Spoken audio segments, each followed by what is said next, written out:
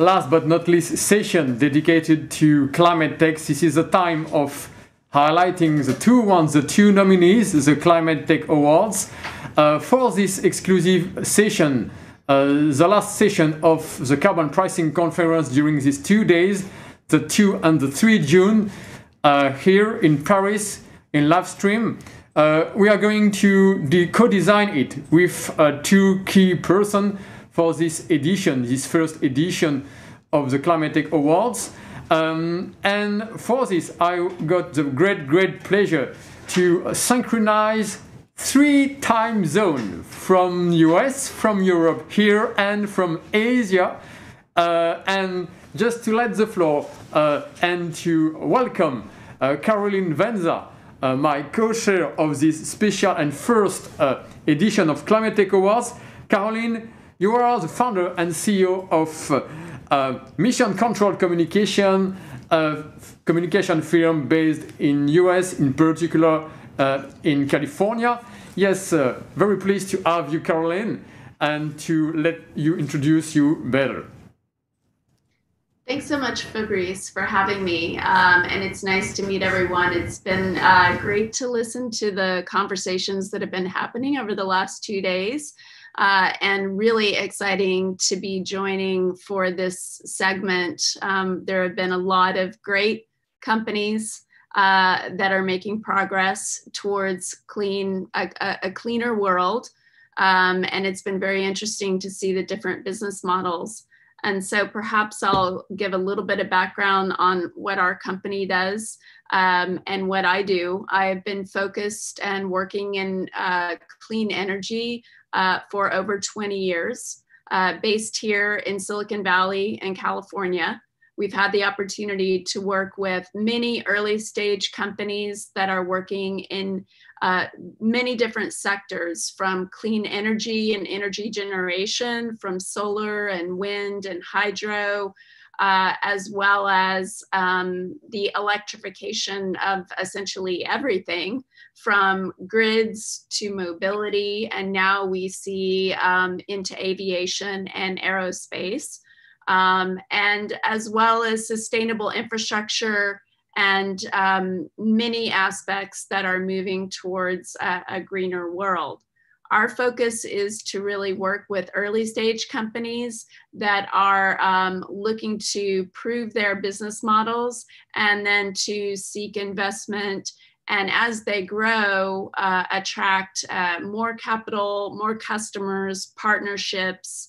And so we're looking forward today to speaking with the startups that are part of the segment here and giving some feedback and encouragement and some advice on how they can grow and scale their companies.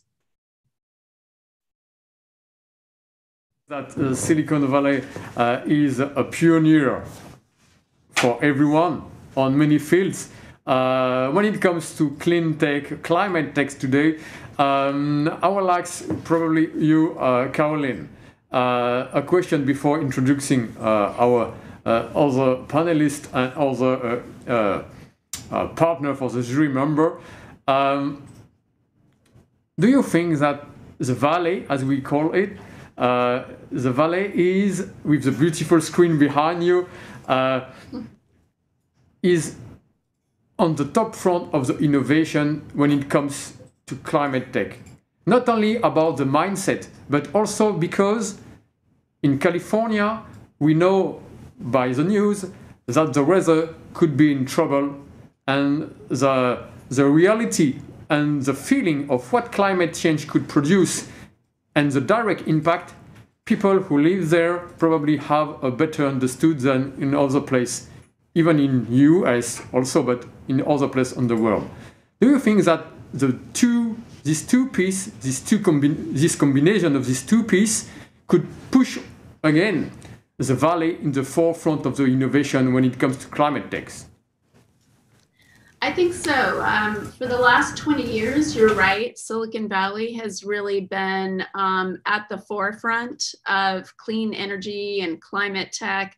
And certainly California is, along with New York, one of the most progressive states in the United States. So right now, California leads the nation in the most aggressive emission targets and is really driving a lot of policy and a lot of technology. And the investors here are very adept at supporting those kind of initiatives. And so I would say that when you look at Europe, which has very strict standards when it comes to climate and emissions, California is probably on par with Europe. Now, Silicon Valley has been the home to many of these early stage companies and segments, but I will say that our firm is also seeing much growth as these new Silicon Valleys emerge around the world. So I think every country has an epicenter where there is a lot of innovation and activity and action, progressive action on policy and regulatory initiatives. And so it's really great to see, for instance, in London and Paris, in Germany, even in Brazil, and some of the other countries in Asia are really making some really huge strides forward in climate tech, and that's very encouraging. But I would say Silicon Valley, we're now seeing the next wave of climate tech as the administration here has changed.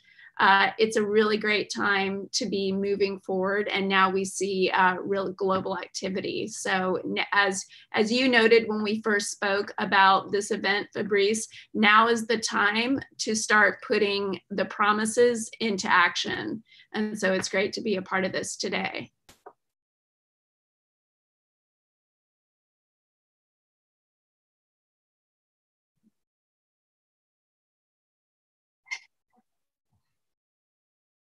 Also the mindset.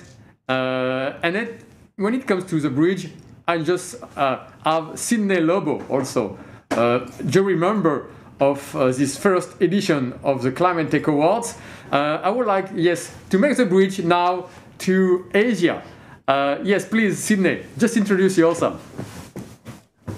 Thanks, Fabrice. Hi, Caroline. How are you? Hope all things are well. Yeah. So I've been in the energy space for the past 25 years or so. Been in the hydrocarbon sector first, so worked right from a gas station to oil and gas exploration, the entire hydrocarbon chain, and then in the utility or the electricity or utility space. And over my entire corporate space, I've always been started out in the environment and then moved into sustainability and then kind of graduated into the clean tech space. I was looking into the R&D and development of new clean tech energy, looking at new technologies and trying to indigenize them and bring them into the market, commercialize them. So I've been not only developing myself, but also working with new firms. In October 2020, it so happened that I've finally realized that the corporate world is a different atmosphere altogether. The startup world, or those are the guys who've got the passion, they want to do things, and they have the energy as well.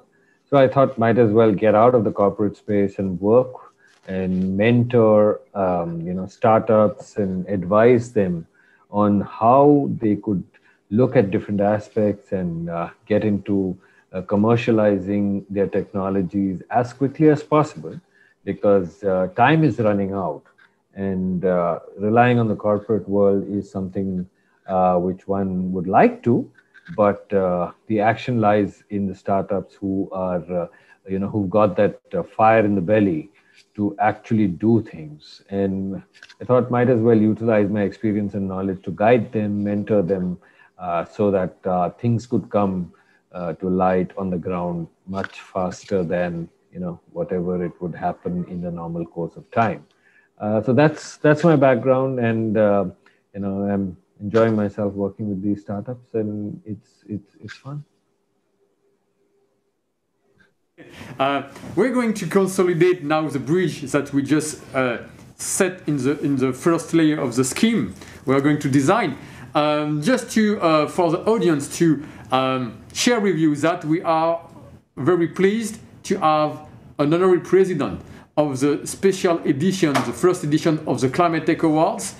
The honorary president of this is only Philippe Croizon. Philippe Croizon, he is an incredible person. Really, not only incredible by his personality, by also the project he has at his track records and the project he has in the future, on the near future. Philippe Croizon, he is very impressive. He has driven the limits of the humanity, or the limit of, how can we say, the person to a very, very deep resilience. Now today, Philippe is very an important consultant and coach for organization to inspire from resilience asset to also engaging people, engaging teams to work together, and also to drive forces when they have to make line moves. But before having this exclusive interview with Philippe Croizon, we are going first to have a round of talks to go deeper when it comes with ClimateTechs. I'm going to be back to you, Caroline. Do you think that today we are really in a new wave of clean or climate tech, or it could be another bubble, in fact? It's a challenging question, or wait, what could be your point of view of it? I do believe that it's not a bubble, it's just the task we have to do for everyone and everywhere. But what could be your input of it? I agree. Well, when you see what's happened, excuse me, with the super majors like Exxon and Shell,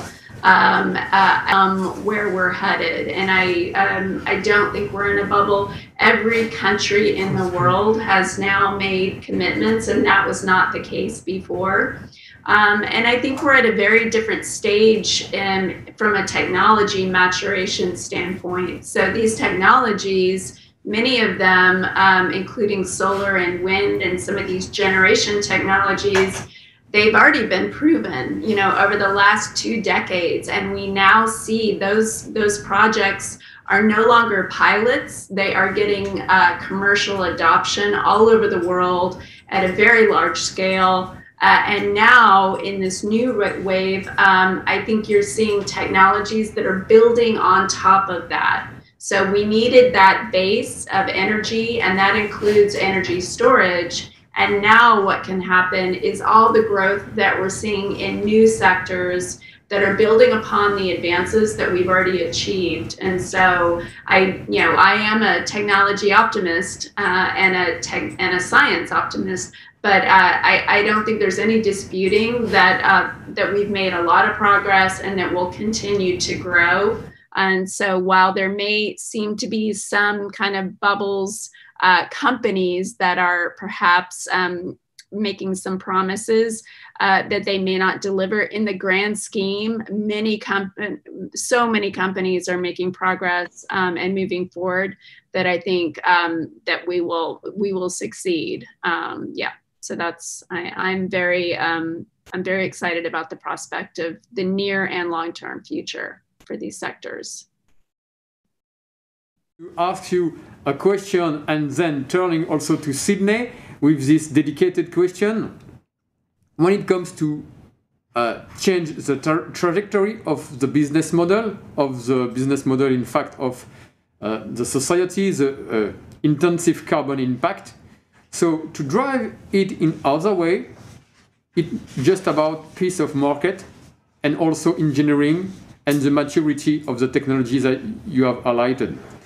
What is now, from your perspective, an innovation which is just an incremental innovation, and the other one which is a real disruption?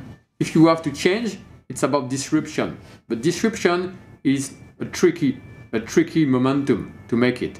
Tricky according to the tech, tricky according to the piece of the market to conquest. So if I understand, you're asking what are the next sort of wave of innovation coming? Yes, in fact, if there is some trends which are within the innovation which are only incremental innovation, and what kind of weak or not weak signals that you see there is disruptive technology on the table already there. You just have to scale up. And then we can move in the trajectory. Sorry. I think, you know, there are many, over the course of the last 20 years, there have been many technologies that the industry has talked about, but it has taken them a long time to achieve that. And so I think what you see happening in energy storage is a good example of that, in that energy storage is very difficult to accomplish. And so many people may say, well, it's taken a long time, but the truth is the chemistries there are very challenging. But I think many companies have achieved that stability. And now we're moving forward in that. And now you see storage, energy storage, not only in electric vehicles, but of course in consumer electronics and our phones. So everything from the tiniest little electronics all the way up to grids. And so that's been really instrumental and disruptive. I would say one of the other sectors that has been much lauded and talked about is hydrogen.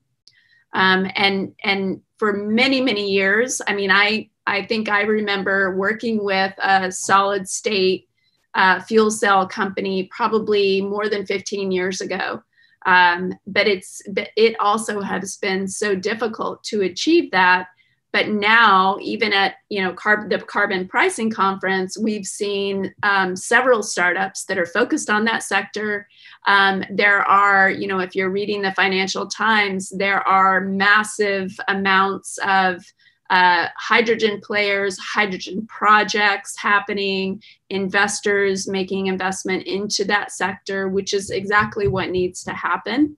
So I think hydrogen can be a real game change. And I think the third disruption, which I think is very new, is how do you integrate science and technology advances with the way the world has shifted now to include more equitable access and more inclusive access for everyone in the world, not just in the most expensive and cities like London and Paris and San Francisco. This should be made, these advances should be made available to everyone. And so I think there are some companies that are included in the startups today that are trying to balance the innovation with equity. But I think that's a real growth opportunity as well. Mm-hmm. Yes, thanks, Caroline. I will be back to Sydney to have his point of view about the key innovation. What is the difference between an innovation as a nice to and a real disruption that we need? Yes, Sydney. So, innovations can be incremental or innovations can be a step change. Now, if you look at, let's just take the example of carbon capture. A few years ago, carbon capture was a cost center. There was no revenue out of that. You had to just put in money and there was no revenue coming. Then came the concept of extended oil recovery. We'll keep the oil part aside that, it's something which is contributing to the climate change, but just looking at the business opportunity and the innovation part of it, then we looked at the extended oil recovery. And that was one aspect. Subsequently, now in the recent years, you're looking at carbon being captured from flue gas and then getting into concrete. It's getting into different mediums. So it is now being looked at as a resource which can be utilized for some other activity. Basically, when you take a look at it from a 33,000 feet, what you're looking at is the entire circularity is coming into play. And that's where the entire innovation lies. And that's where one has to look at it, even in terms of, we talk about batteries, lithium-ion batteries or whatever. I think today we haven't yet started looking at it from a circular viewpoint.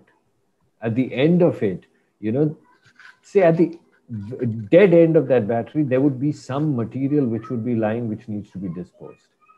You know, it will take a little bit of time wherein the design thinking has to come into effect and circularity has to play a key role in order to look at the entire resources and manage this entire vicious cycle of utilizing and creating one thing and then creating another demon at the end of the day. So that's where the entire innovation will lie in this segment. And I'm not saying that, you know, it's not going to happen. It will happen in due course of time because resources are limited. And this entire practice of looking at waste as a value. Today, when you say waste, it's like, okay, you know, let someone else handle it. But if you think, you know, in terms of design engineering and get in circularity into that place, then that waste could be a very strong resource, which can, you know, bring in a lot of innovation. And there's a lot of opportunity to look at commercially deploying these technologies, because it's obviously going to be, you know, segment wherein it plays into one entire, you know, kind of a jigsaw puzzle.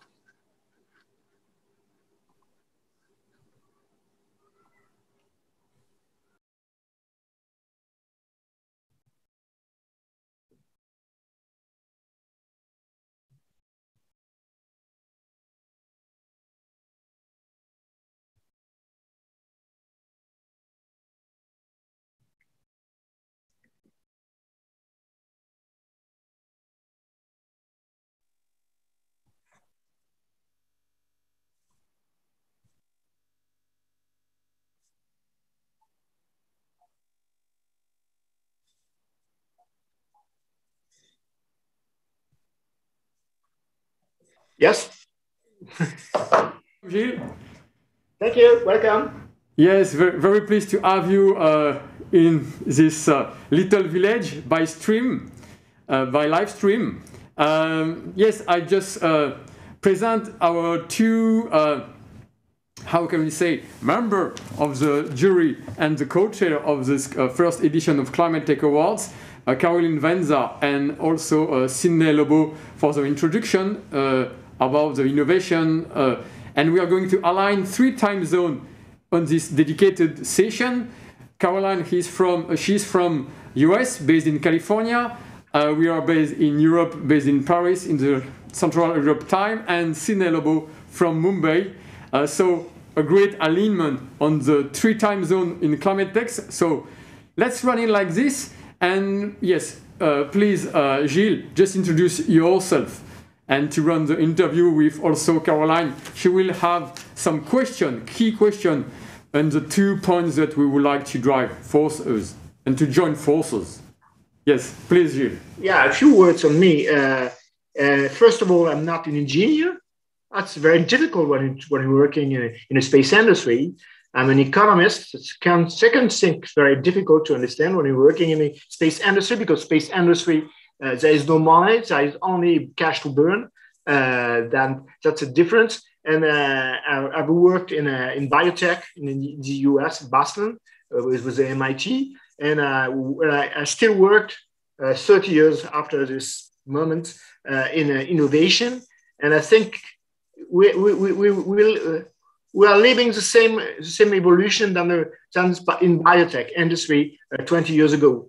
Remember biotech, the beginning of the new century, they used to say that biotech is a gadget. The big pharma are too important, too powerful, and they have the opportunity to destroy the new startup, the new biotech. At the end now, biotech is a key factor for success for the pharma industry, for the developing of new vaccine, for example.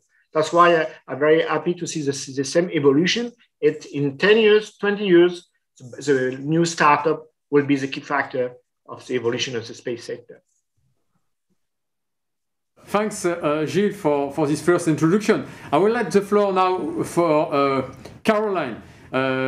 What could be your first question to Gilles with a very innovative also career from the background to now involving, and is the Director of Innovation, Applied Applications and Science by CNES. So what will be your first question to Gilles? Gilles, I'm curious about what you're most excited about as our economies sort of come out of COVID and we're seeing alignment on kind of new levels with governments. What would you anticipate is happening next that will be a big game changer?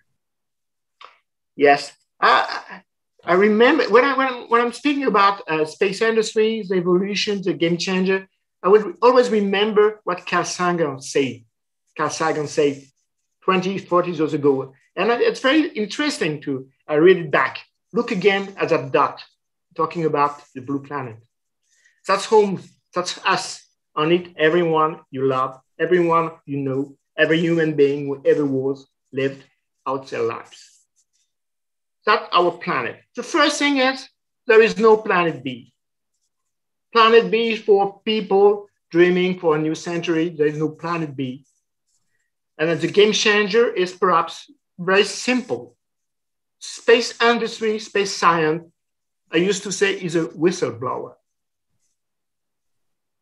We say, we monitor this dot, this planet, we show the data, and we say the opinion leader, you have to act now because of the global warming. The new game changer is look at this planet.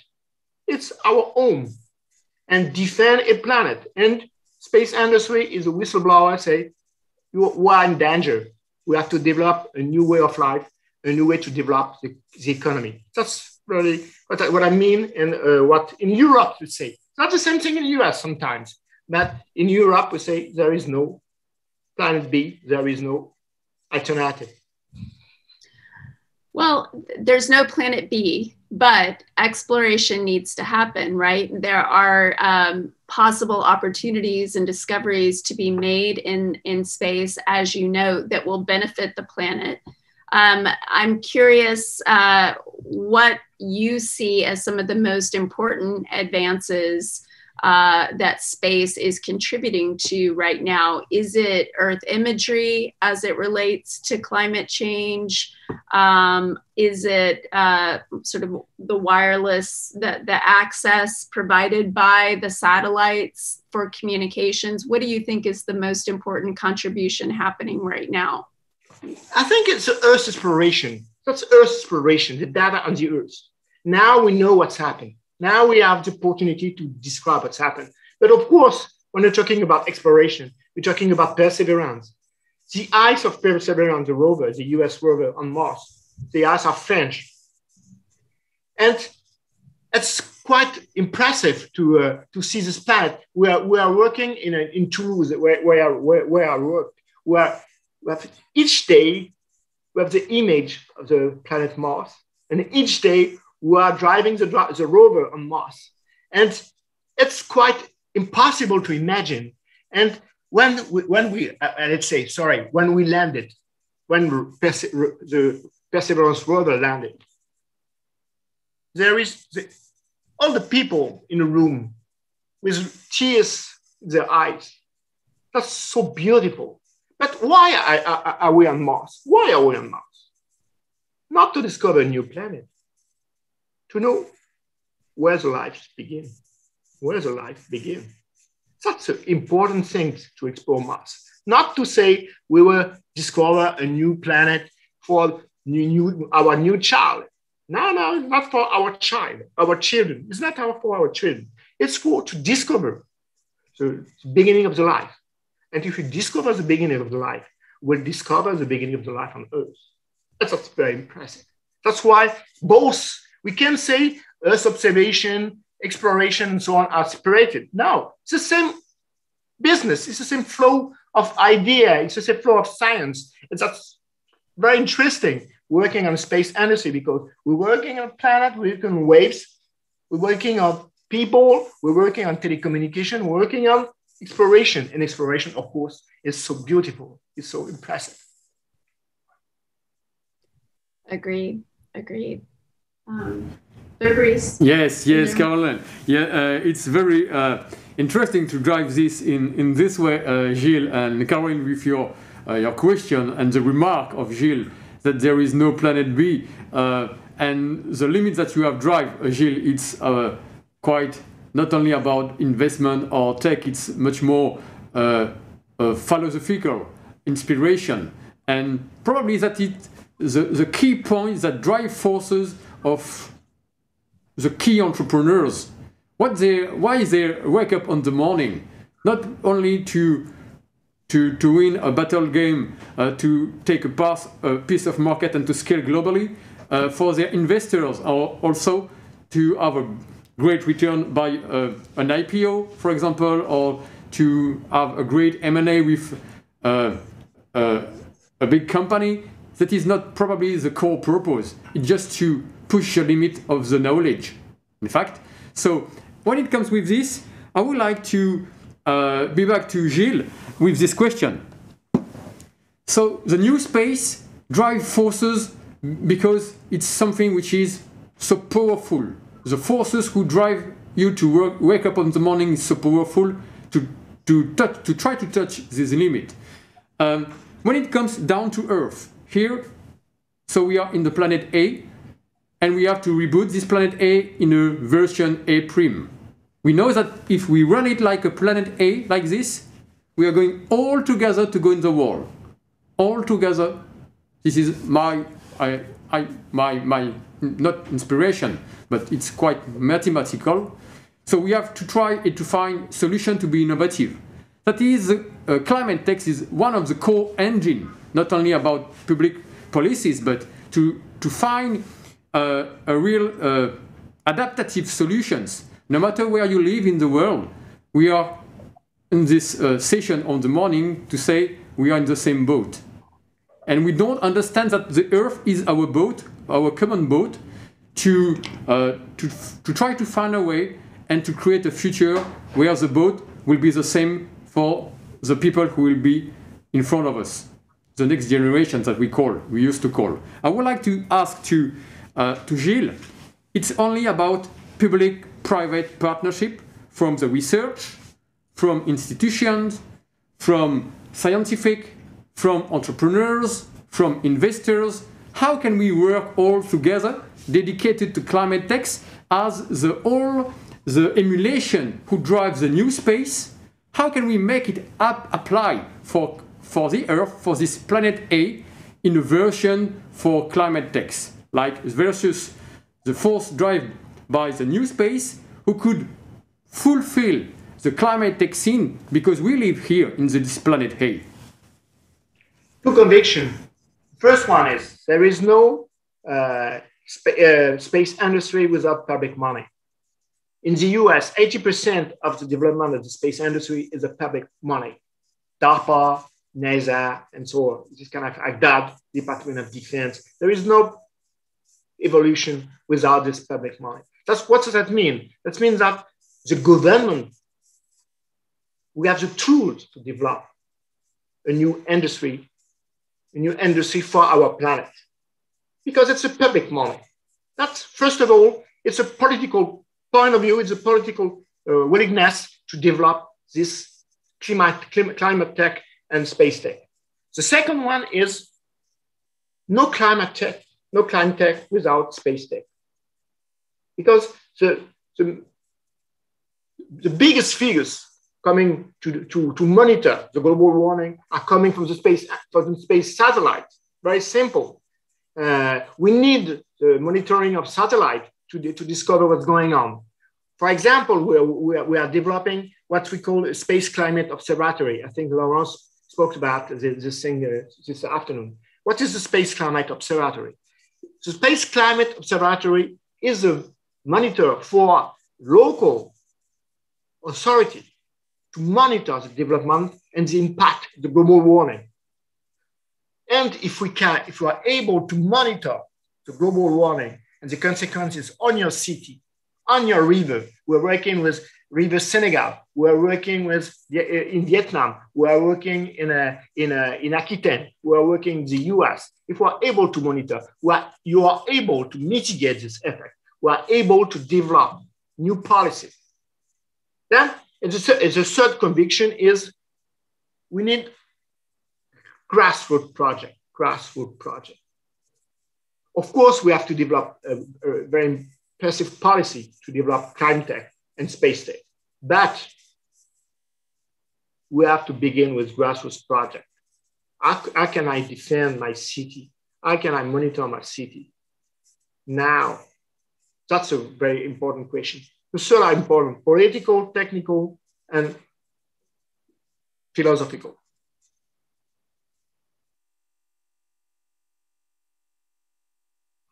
Questions on tips, or in case I can add something else? Yes, please, Caroline.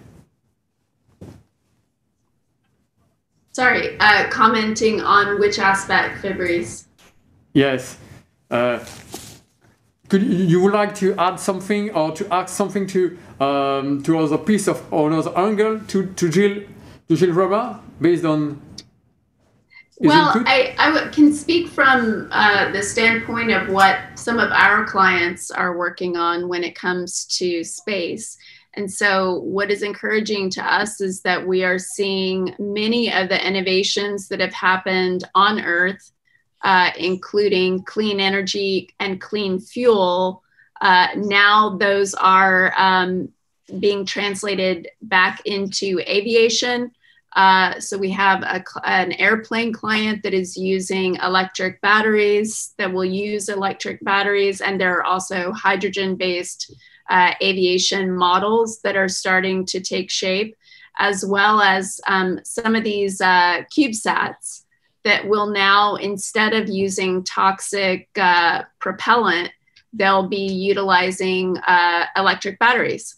And that will, for the first time, give many of these smaller satellites the ability to navigate. So when we start to talk about space debris and that as a growing problem in space, if we're able to give many of those satellites the ability to deorbit, then we start to solve some of those problems that they've been hard lessons that we've learned here on Earth. So I'm sorry, I don't have Gilles' knowledge from his standpoint. What I learn is from many instances from our clients and the innovation they're working on, but it's exciting to see. And I think it all comes together to contribute towards the same goals. Sure, I think we need regulation. It's not a bot term. It's not a devil term. In Europe, it's impossible to launch satellite without a policy of deorbiting of satellite. It's a law. It's impossible to launch satellite. That's the way we try to work.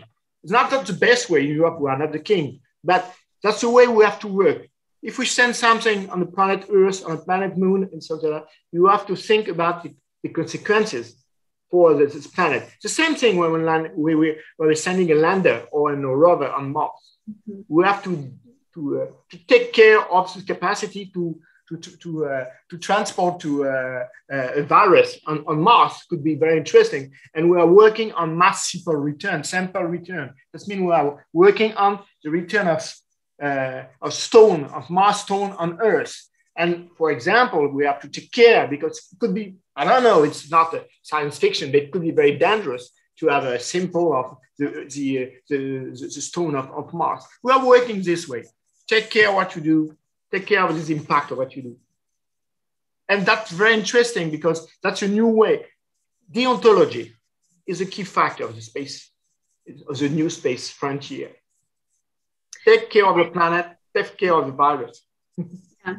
And I think also just the model for the International Space Station, the cooperation amongst countries on that project. I hope that we will see more opportunities for truly global cooperation when it comes to space. I mean, right now it seems that each country is sort of taking different initiatives, but I hope that all of the countries will follow Europe's lead on these kind of regulations that will ensure that space is that we take a sustainable approach to space, which needs to happen.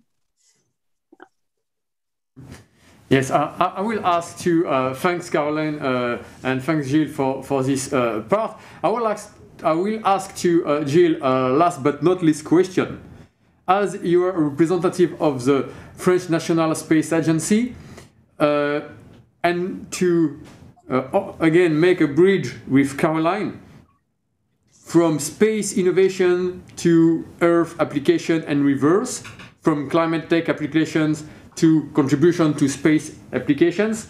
Do you think, Gilles, that now we all talk about net zero all this morning, all these 2 days of the carbon pricing conference?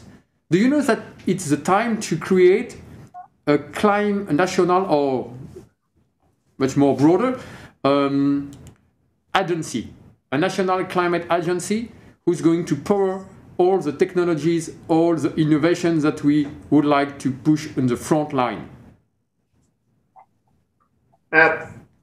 First important things that we are very happy US are back regarding climate. And are we? it's impossible. It was impossible to work the last 4 years. It was impossible. We need you, US. You need the US scientists. We need the US economy. We need the US sense of development, feeling, endless frontier. We can't develop a space industry without the US. And that's very interesting. Now US are back. Then now we have to develop together. I don't know if it's the agency or an organization of regulation and so on, but with the US now we can work. It's good for the plan. Agreed. We're very happy to be back. Sure. And since that time, there's been an incredible, just in the last 6 months since January, there's been an incredible change in the level of activity and the optimism here in the US on all of these fronts, including space. So, and I think you see now with the, increase in SpaceX, which in and of itself has a renewable rocket, which I think is often overlooked. But that is a significant advance. There are more companies like Rocket Lab that are also advancing renewable rockets. So I think you see, as we noted, there's, and this is happening in every country, not just the US. So I agree with you, Gilles. It's this cooperation that will get us there faster, and it needs to happen quickly. We've already, the US has been out of the game for the last 4 years. So we have a lot to make up for and a lot to accomplish together. Sure. Yes, thanks for this last but not least about connecting deeper in this case, because we are just a decade to make it, not to wait for each 4 or each 5 years to have a reboot on the good alignment between the both sides of the triple bottom line. We have just a decade to turn it in the right sense. So thanks a lot, Gilles Rabin, who is the Innovation Director of also Application and Science at the CNES. The CNES, which is the French National Space Agency. Just stay with us, Gilles, until the 2 nominees we are going to highlight. With also Sydney LOBO, who is part of the meeting of this session, this ceremony. But before going ahead, I would like to send and share with all of us a message from a person which is very impressive. This person is Philippe Croizon. Philippe Croizon, he is someone who is very impressive. And we are very grateful to you, Philippe, to be our honorary president. You inspire by your track records, but what you have achieved, and also the project you still have for the next year and the common month. So it's very impressive, and we will be again very grateful to welcome you and to share your specific message. So for the audience, just hold on and keep in mind that you're going to see what Philippe's going to share with us. The interview has been in native French, according to some stuff, but you're going, if you're a broad audience, to have on the bottom, on the top, on the right, the translation in English to follow. Yes, here it is.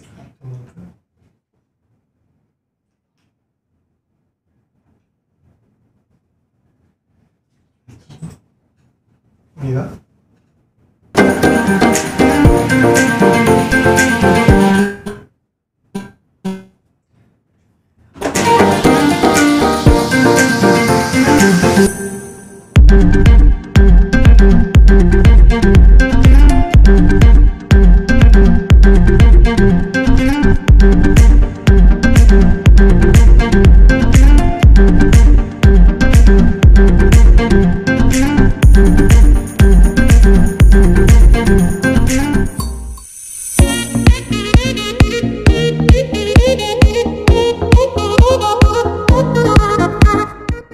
Bonjour à tous et déjà, je vais commencer par un petit bravo. Bravo à tous d'être présents aujourd'hui parce que ça veut dire que vous avez envie de contribuer à ce changement dont on a besoin, mais vraiment d'une puissance inouïe. Mais alors, qui je suis? Mais alors, waouh! Je suis Philippe Croizon. Il y a quelques années, en 1994, j'ai eu un accident avec une ligne électrique.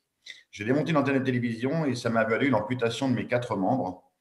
Et quelques années plus tard, j'ai envie de réaliser des rêves. J'avais envie de changer mon parcours de vie et beaucoup de gens n'y croyaient pas et pourtant moi j'y ai cru et je crois qu'on y reviendra tout à l'heure, mais j'ai cru en mes rêves, j'ai monté des équipes, j'ai osé demander des coups de main et j'ai réalisé mon premier rêve qui a changé ma vie, c'est-à-dire la traversée de la Manche à la nage en 2010 en 13h26 minutes.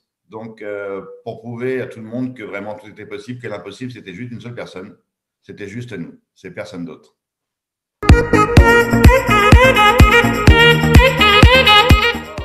Merci pour la question. Qu'est-ce que les entrepreneurs doivent changer? Je ne suis pas sûr qu'ils aient besoin de changer quelque chose parce qu'ils ont déjà la conviction au fond d'eux, au fond de leur trip.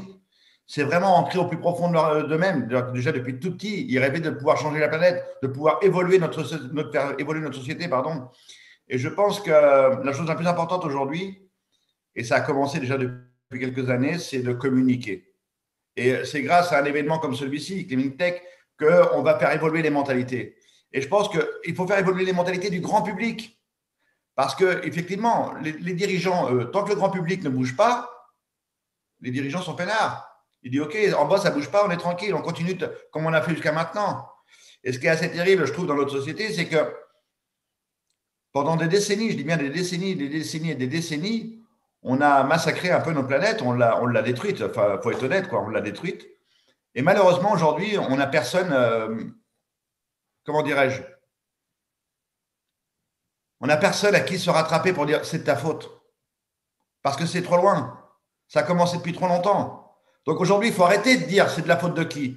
Même à la rigueur, on s'en fout. C'est trop tard. Donc maintenant, le but, c'est de faire changer les mentalités du grand public et faire évoluer les mentalités de nos politiques et ainsi de suite. Donc, grâce à cet événement, grâce aux entrepreneurs, qu'on va pouvoir faire évoluer toutes ces mentalités. Et donc, je pense que l'entrepreneur d'aujourd'hui et celui de demain doit communiquer sur ce qu'il fait, expliquer pourquoi il le fait, comment, avec qui. Et voilà, moi, c'est mon sentiment. Je pense qu'aujourd'hui, voilà, il faut laisser tomber le passé. Le passé, c'est trop tard. Maintenant, il faut vraiment se consacrer à aujourd'hui et demain.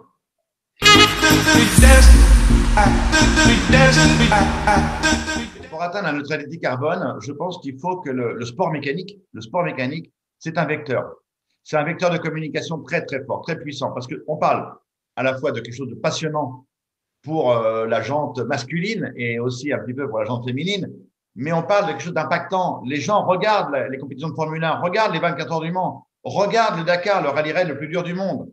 Et c'est à cet endroit-là qu'il faut aller pour leur montrer que la nouvelle technologie, elle existe, Par exemple, je veux retourner sur le Dakar avec un véhicule à hydrogène en 2023. Vous voyez, il y a plein de gens qui m'ont dit, mais non, ça ne va pas être possible. Je voulais y aller en 2022, effectivement, c'était encore un peu trop tôt. J'y travaille depuis 2017, donc c'est pas un truc qui est arrivé depuis hier. Non, non, j'y travaille depuis 2017, j'attends que la technologie avance pour pouvoir y aller. Et encore une nouvelle fois, c'est une sorte de communication. C'est de montrer au grand public qu'aujourd'hui, les véhicules à hydrogène, ça fonctionne, même dans le rallye-raid le plus dur du monde, et surtout, c'est fiable et sécurisé. Si moi, un mec comme moi est capable d'aller sur une aventure comme celle-ci avec un véhicule à hydrogène, c'est pour rassurer le grand public. Déjà, d'une, pour me faire plaisir, parce que je pense qu'il ne faut pas confondre écologie, sauver la planète et brimer les gens. Si on va dans cet univers-là, c'est foutu, on n'y arrivera pas. Les gens ont l'habitude de faire des choses, ont l'habitude de faire des compétitions automobiles, ont l'habitude de faire beaucoup de choses. Et donc, si on leur enlève ça, ils vont être frustrés. Et donc, il ne faut pas enlever cette frustration. Donc, voilà pourquoi j'ai envie de continuer cette épreuve du rallye-raid Dakar le plus dur du monde avec un véhicule 100% propre. Et donc, affaire à suivre en 2023.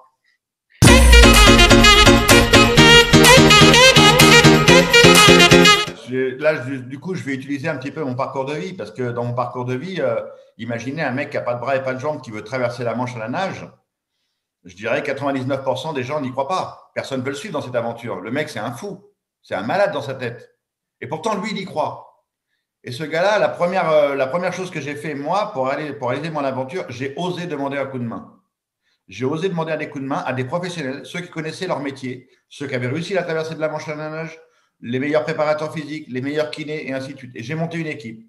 Et je leur ai filé le paquet. Et je leur ai dit, transformez-moi. C'est vous les professionnels. C'est à vous de m'emmener à la victoire. Et ils m'ont transformé en 2 ans de temps. Donc, le premier truc, c'est oser demander un coup de main. Ne pas vivre le coup de main comme un moment de déshonneur. Vivez-le comme un moment de partage. C'est grâce au coup de main qu'on arrive à atteindre nos objectifs. Et de toute façon, c'est grâce au coup de main et c'est grâce au collectif qu'on va arriver à sauver notre planète et à la faire évoluer et à faire évoluer les mentalités. La deuxième chose, je crois que la résilience. Maintenant, nous, les générations, même les nouvelles générations qui créent des startups, eux, ils savent. Donc, vu qu'ils savent, dans quelques années, on pourra leur faire le reproche.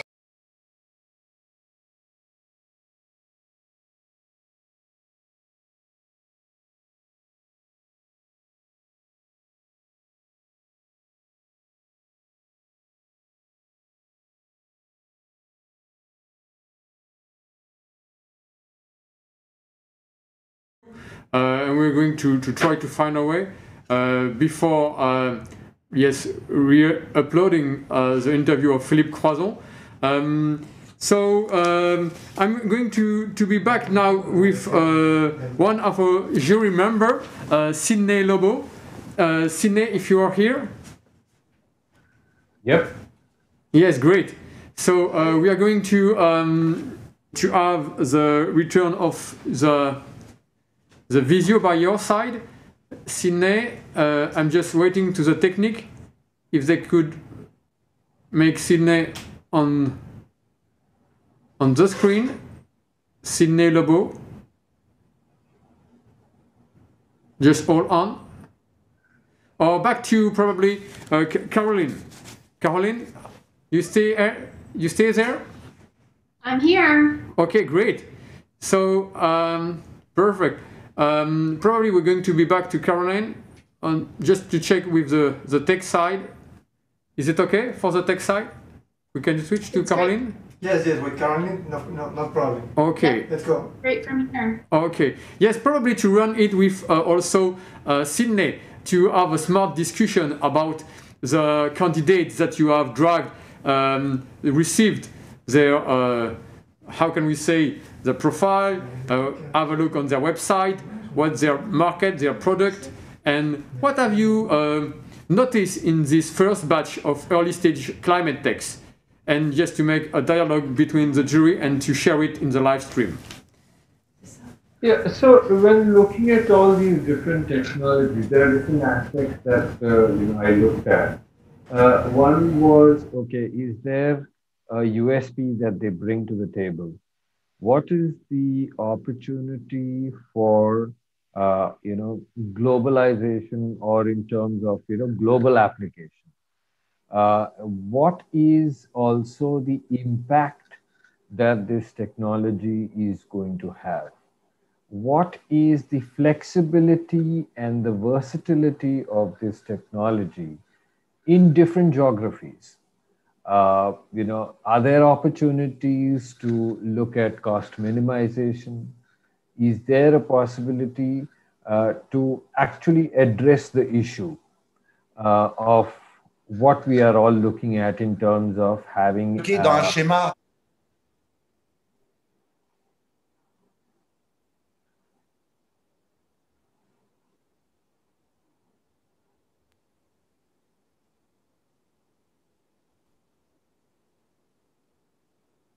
Yeah, it's just that, he and myself, we look a little similar, except that I'm wearing glasses and he's not wearing glasses. So that's, otherwise we look similar in terms of, this part.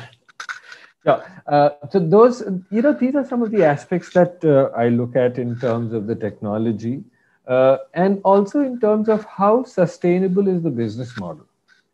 It should not be something like a science project, or it should not be something like it depends on some kind of a support system. It has to be a sustainable business model so that it can stand on its own feet. And obviously, these startups need to kind of get into the commercial space. They want to get into business. They also want to make money. So one has to look at all these aspects in order to see how a technology or a startup has to be determined that it has a value to be pursued.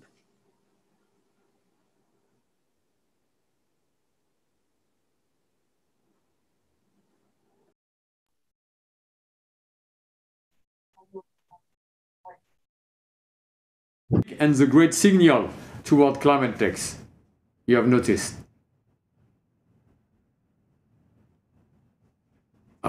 It seems you are on mute. We don't hear you. Sorry for that. Okay, perfect.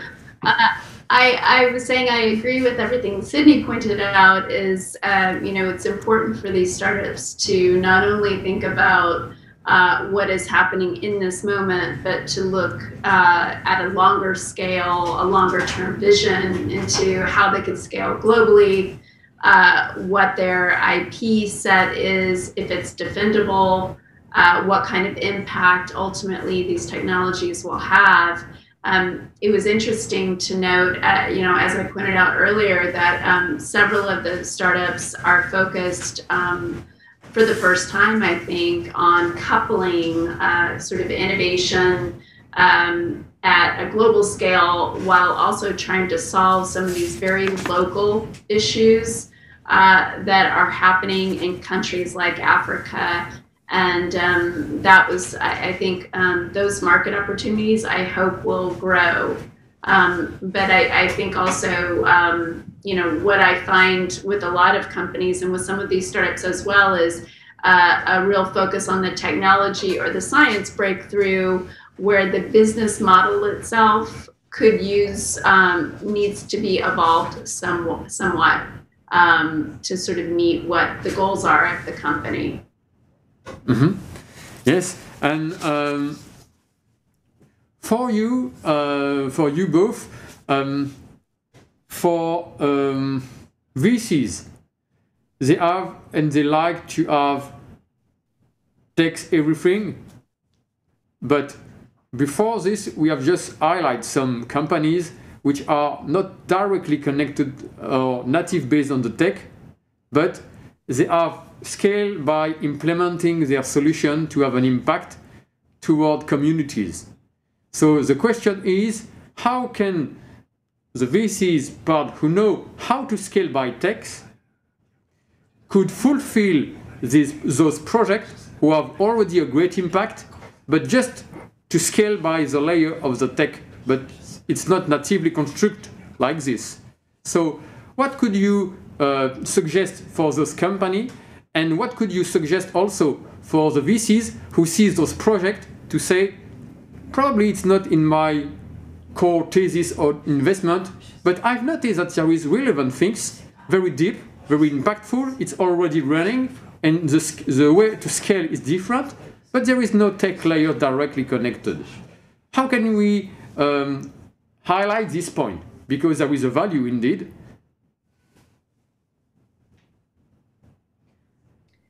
I think as more venture and capital start to invest in impact projects and impact focused companies, I think many of these companies are trying to, or many of the VCs are coming up with their own formulation on how you, as you know, sort of how you measure and balance the impact of the innovation. And that's really been their primary focus, is what the ROI is. But I think increasingly the impact investors are starting to come up with their own calculations of how you then measure not only the impact of the innovation, but that impact on the local economy, on the growth of those regions for the future, on how that growth will attract more talent and more energy back into those areas. And so, for instance, one of our clients, Clean Energy Ventures, has come up with a calculation that it just shared. It was sort of an open calculation for other investors to use when trying to evaluate what a startup's impact will be. It's more on the greenhouse gas emissions, but I think that as we see more combinations of sort of innovation with the equitable access and local access, hopefully some of these impact investors will start to come up with models that they can share on how others can utilize that to grow startups out of that. But I'm not sure, perhaps Sydney probably has a better answer for what's happening there. Thanks.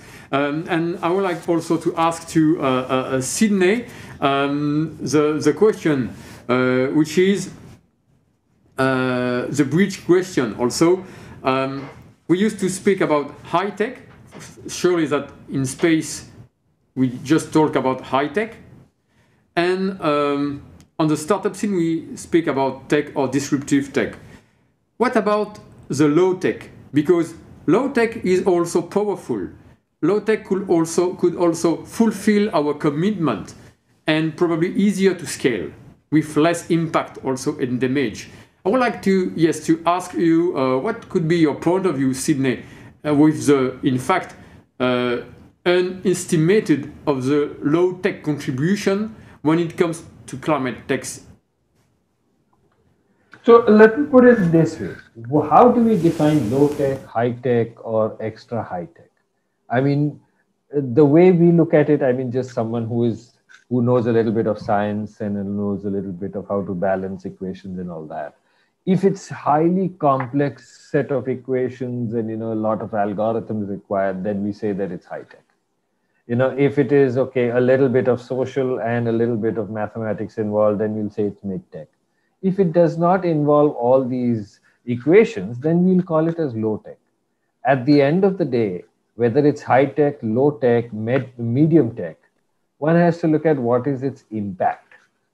The level of technology or the level of high, medium, low is, I think it's not something which is defined. It's the prerogative of the individual, the way he or she is looking at it. Even, for example, let's just take a straightforward example of creating a green sink. Okay, just planting trees. There is nothing high tech in it. Okay, it's, someone has to look at the species, look at the soil, look at the conducive environment, the saplings, etc. Take good care of it as if you're taking care of a baby. There's no high tech in it. But look at its impact. I mean, once that green sink starts growing, it starts sequestering so much amount of carbon. Okay, so there is no there's no mathematics and equations and hardcore engineering and process and all those kind of things involved in that. It's just water, sunlight, and the tree does its thing. So it's absolutely low tech, which has been done since donkey's years. So it's the impact that one has to look at in terms of saying that what is the impact this technology has. The more high-tech it is, the more complexity there is. And, you know, as even Gilles pointed out, that, you know, space is always funded by the government and things like that. Why? Because it is so high-tech and it's so complex. So when it's more high-tech and more complex, you have more resources to be put in. And then, I mean, obviously the venture capitalists or whoever you may say, they will obviously look back and say, hey, where's my return on investment? You know, so that's the kind of way one has to look at its impact and then go back and see whether it's worth it.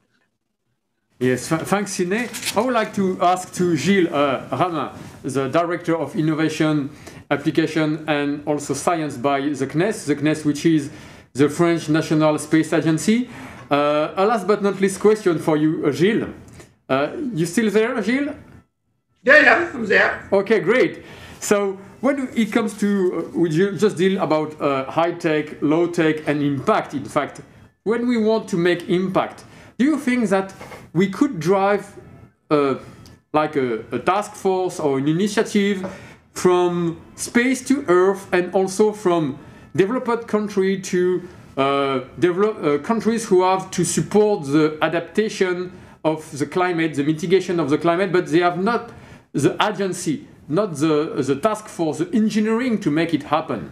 Do you think that we could drive also initiative from tech transfer from these countries or region of the world to adapt, because net zero is not a part of the world. The world has to be net zero itself. Yes, I will give you a small story. We're working with Ghana, which is an African country. And of course, we are coming with our computer, laptop, and so on. And we landed in the middle of nowhere. And the people developed nanosat. Yes, nanosat, without power, without internet connection, without 3D printing.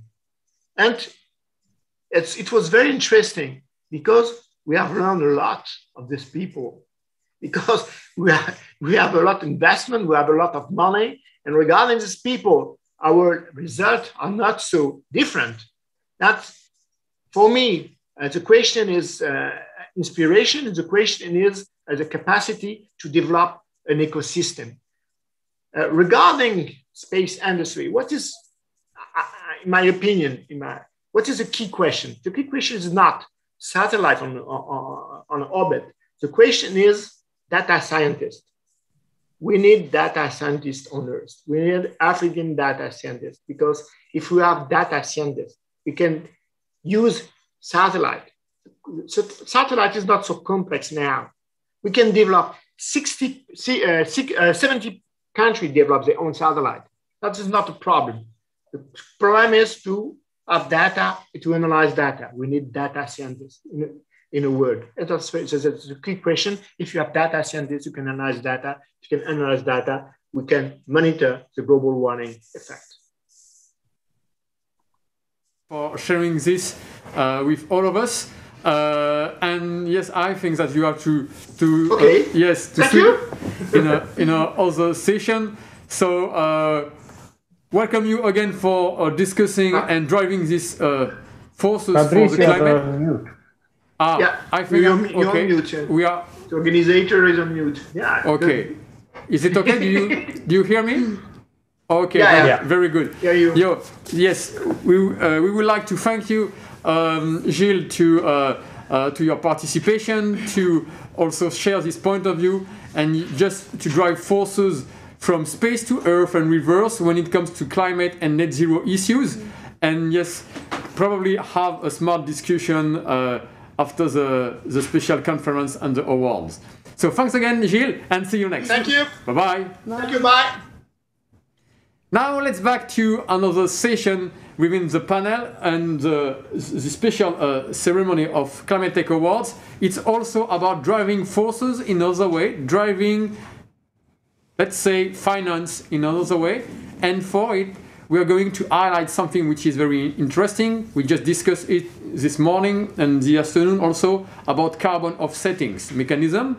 And with this, to try to find a way to align those capital by carbon credit or offsetting, also not only to make a commitment and a good accountability on the 3 layer, but also to drive this capital to fulfill the innovation that we would like to happen. The innovation we would like to be in our daily life to make much more, less carbon intensive natively. So I'm very pleased to have with me Céline Grier. Céline, I'll let you introduce yourself, and just to say before that Céline, she is also an ambassador of the Carbon Pricing Conference. Yes, please, Céline. Okay, thank you, Fabrice, for inviting me at the conference, and congratulations to all the team for the organization. So I'm going to speak now about carbon offsets, because this is one of the topics which will be tackled during the working groups of the NetZeroCoalition. Just so before explaining why, what is carbon offsetting and why we are going to tackle this topic within the framework of the NetZeroCoalition, I'm going to briefly introduce myself. So I'm Céline Grier. I've been working in sustainable finance for a few years now, mainly in the asset management industry, and I'm currently ambassador of this conference in parallel with my job. So just to start, we can maybe remind what's carbon offsetting. So carbon offset broadly refers to a reduction in CO2 emissions or an increase in CO2 storage that is used to compensate for the emissions that couldn't have been avoided. There is a distinction to be made between regulatory and offsetting and voluntary offsetting. The first one is carried out via a market that concerns specific industries and companies whose emissions have been capped within the framework of an international regulation such as the Kyoto Protocol of 1997. On the other hand, the voluntary carbon offset is voluntary, as you can guess it, and it is dedicated to all kinds of actors, individuals as companies, who just want to compensate for their emissions by financing a project that sequesters CO2 or just reduces CO2 through land restoration, for example, or through the planting of trees. The question we can ask is why carbon offsets? Why offsetting carbon? So that's actually today carbon offsets faces with some limits. Commitments of net zero alignments are not easily implemented in some industries or in some companies. That's basically the case of the cement or the steel industries, because these materials are crucial to our economies, but we still don't know how to produce them without emitting that much CO2. That's a key problem, because even if innovations today enable to produce them with less CO2, they are not yet prepared to be industrialized and to be developed at a large scale.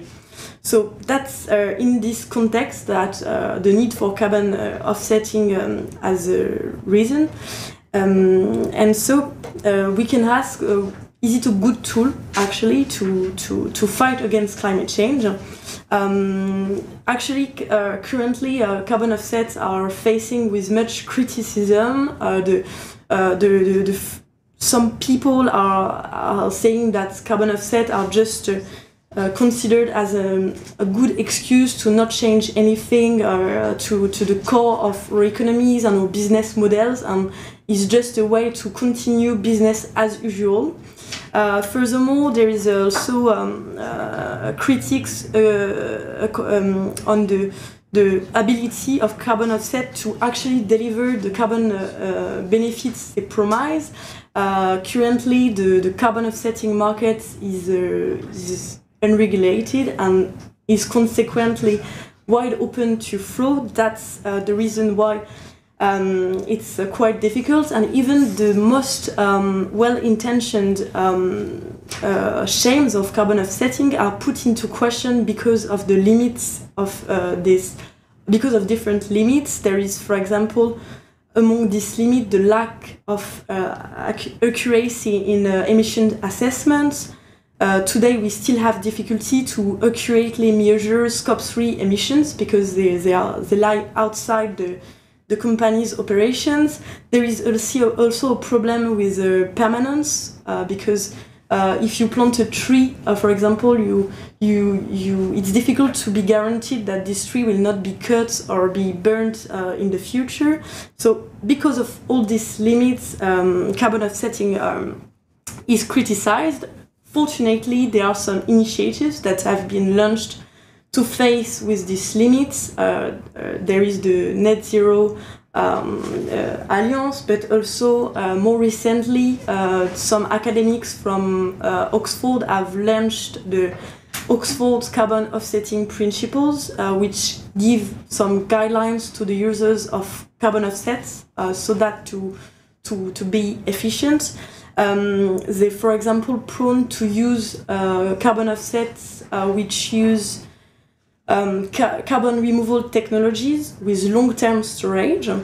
But beyond these issues of carbon offsets efficiency, there is more widely speaking an issue related to the mathematical reasoning which is behind carbon offsetting. Indeed, nature doesn't obey to mathematical laws. There are some chain effects which are not taken into account by carbon offsets.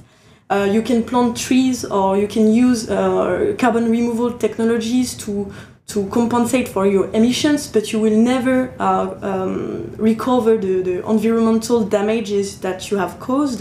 I will take to illustrate an example that I quite well know because with the Mont Blanc, because I was born very close to the Mont Blanc, and if you so the valley just at the bottom of the Mont Blanc is very polluted. It's one of the most polluted areas in France. Because of this pollution, the iced sea has has dramatically melted over the past few years. A company of this area can plant trees or use carbon removal technologies, but we will never find back the iced sea that we have lost. So I think carbon offsetting is a good solution to fight against climate change when it is well done, but it's not sufficient to fight against climate change. That's very crucial to not forget that the first carbon offsets are those provided by nature, the natural assets, and that's very important to protect biodiversity. And fortunately for us, current regulation in Europe and even in France more recently are going in this way. So this topic, this fascinating and challenging topic, which will be tackled within the framework of the NetZero Coalition. So I just want to end by saying let's join the NetZero Coalition for next move. Yes, thanks Céline for sharing this piece of work, which is probably sometimes technical for some points according to the mechanism behind the carbon offsettings, but that is true that there is a great challenge now. If we would like to move forward the limit to be net zero, we have to move forward the limits of the technical points also. That's why I'm very pleased to have you discussing on this topic, because this is what is the back end of scene of the real material we work on to drive forces and to create an ecosystem. And that is allow me to just speak very briefly about the NetZeroCoalition, what it is. It is very simple. The NetZeroCoalition is about embedding all parties, from public and private organizations and from also people. NetZeroCoalition, it's about, indeed, let's say, the new citizenship to be net zero. You can be a corporate, public institution. What is your piece of work to be net zero today? You can be a person, an individual, or an NGO. you also have to be to embed in this net zero era. That is all about this net zero coalition. We prefer to talk about citizenship rather talking only technical points. But it doesn't mean that there is no technical issue within to be net zero. That is all we're going to talk about, but not only about talking. Net Zero Coalition, it's an OpenDoTank to drive forces from people who know, people who do, and people who have to embed in the change management. In fact, to be net zero is a massive hackathon, open hackathon of the world. Any territories, no matter where you are, no matter where you live, you have to drive forces from your territory to your neighbor, and the neighbor of your neighbor is, again, probably your neighbor. Don't forget that the Earth is round, the Earth is not flat. If we have to be net zero, there is no frontier to be net zero. In the same task, we have to drive the innovation. Net zero is powerful by startups indeed. We want to drive the processes in a complementary way that probably the much more administrative processes. Why? Because as we said before, and also indeed you highlight, Sydney, that the time is running. So time is running, we have to drive forces in another processes. Startups are very well placed to drive things and make things achieved in a fast-track momentum. And then it doesn't mean that we don't embed also big organizations. We have to help them to find a way, to find a road, to identify where are the innovation, and to work together like an open innovation, not only an OpenDoTank, but an open innovation for businesses, because it's all about implementing the innovation. There is no way that the innovation stay on the table and not scale in the good sense that we would like to drive. It's all about this. Net Zero Coalition, it's about citizenship of the world, of the net zero era. So thanks for having me, and let share with you what it is behind all the conference of the 2 days of the carbon pricing conference, the 2 and 3 June. And we will share with you now the forces, and also to put on the front line our honorary president of this first edition. We have some technical problems just before, and now I think it's quite good. The tech people behind the scene send me it's okay. Yes, please. Philippe Croizon, it's your turn.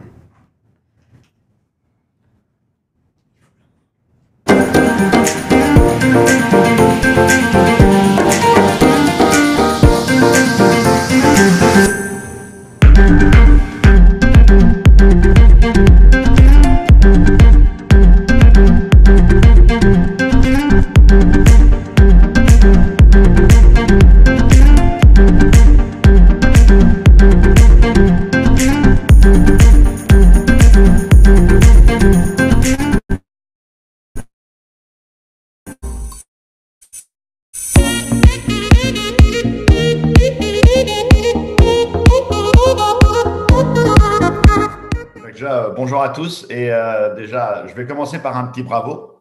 Bravo à tous d'être présents aujourd'hui, parce que ça veut dire que vous avez envie de contribuer à ce changement dont on a besoin, mais vraiment d'une puissance inouïe. Mais alors qui je suis? Mais alors, waouh! Je suis Philippe Croizon. Il y a quelques années, en 1994, j'ai eu un accident avec une ligne électrique. J'ai démonté une antenne de télévision et ça m'a valu l'amputation de mes 4 membres. Et quelques années plus tard, j'avais envie de réaliser des rêves. J'avais envie de changer mon parcours de vie. Et beaucoup de gens n'y croyaient pas. Et pourtant, moi, j'y ai cru. Et je crois qu'on y reviendra tout à l'heure. Mais j'ai cru en mes rêves. J'ai monté des équipes. J'ai osé demander des coups de main. Et j'ai réalisé mon premier rêve qui a changé ma vie, c'est-à-dire la traversée de la Manche à la nage en 2010, en 13h26 minutes. Donc, pour prouver à tout le monde que vraiment tout était possible, que l'impossible, c'était juste une seule personne. C'était juste nous. C'est personne d'autre.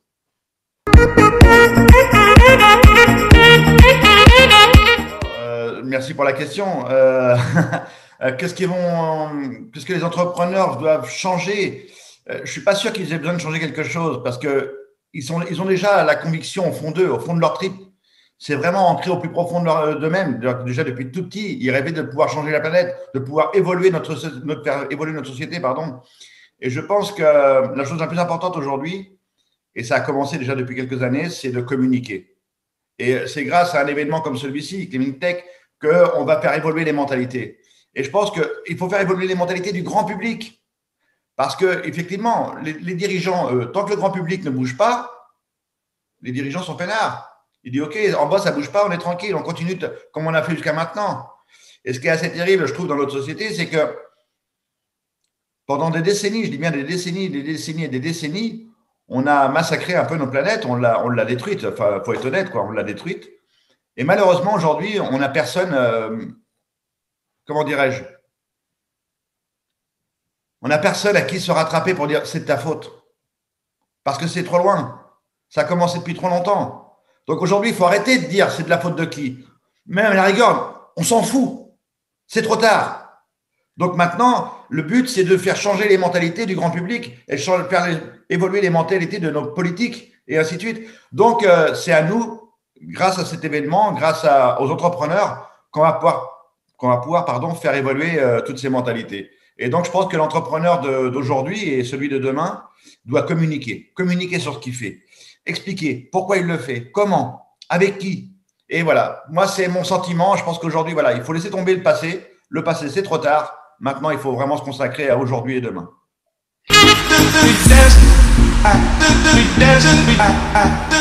Pour atteindre la neutralité carbone, je pense qu'il faut que le sport mécanique, c'est un vecteur. C'est un vecteur de communication très, très fort, très puissant, parce qu'on parle à la fois de quelque chose de passionnant pour la jante masculine et aussi un petit peu pour la jante féminine, mais on parle de quelque chose d'impactant. Les gens regardent les compétitions de Formule 1, regardent les 24 heures du Mans, regardent le Dakar, le rallye-raid le plus dur du monde. Et c'est à cet endroit-là qu'il faut aller pour leur montrer que la nouvelle technologie, elle existe. Par exemple, je veux retourner sur le Dakar avec un véhicule à hydrogène en 2023. Vous voyez, il y a plein de gens qui m'ont dit, mais non, ça va pas être possible. Je voulais y aller en 2022, effectivement, c'était encore un peu trop tôt. J'y travaille depuis 2017, donc c'est pas un truc qui est arrivé depuis hier. Non, j'y travaille depuis 2017, j'attends que la technologie avance pour pouvoir y aller.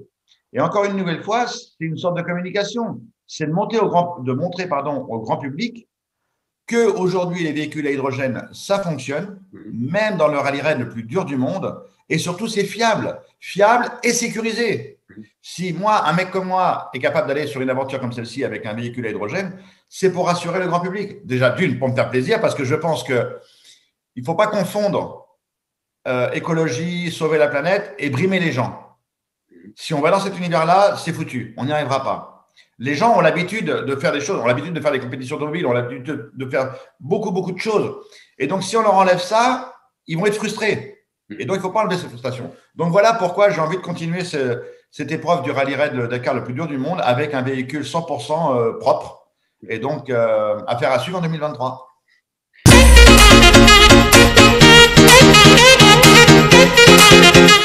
Là, du coup, je vais utiliser un petit peu mon parcours de vie parce que dans mon parcours de vie, imaginez un mec qui n'a pas de bras et pas de jambes qui veut traverser la Manche à la nage. Je dirais 99% des gens n'y croient pas. Personne ne veut le suivre dans cette aventure. Le mec, c'est un fou. C'est un malade dans sa tête. Et pourtant, lui, il y croit. Et ce gars-là, la première chose que j'ai fait, moi, pour réaliser mon aventure, j'ai osé demander un coup de main. J'ai osé demander des coups de main à des professionnels, ceux qui connaissaient leur métier, ceux qui avaient réussi la traversée de la Manche à la nage, les meilleurs préparateurs physiques, les meilleurs kinés, et ainsi de suite. Et j'ai monté une équipe.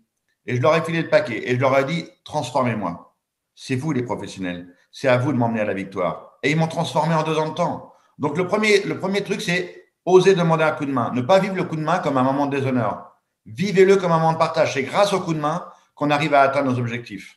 Et de toute façon, c'est grâce au coup de main et c'est grâce au collectif qu'on va arriver à sauver notre planète et à la faire évoluer et à faire évoluer les mentalités.